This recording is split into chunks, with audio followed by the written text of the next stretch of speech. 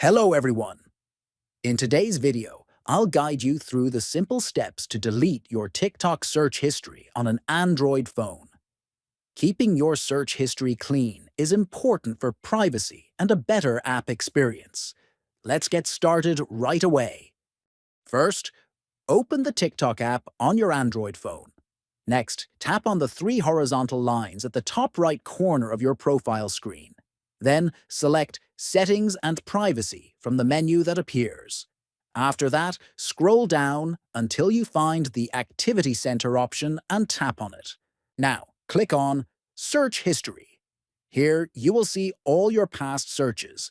To delete, tap Select at the top right corner.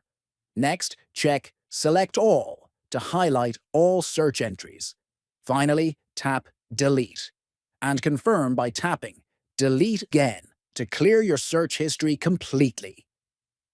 That's all for today. Deleting your TikTok search history is quick and easy. Thanks for watching, and don't forget to subscribe for more helpful tips. See you in the next video.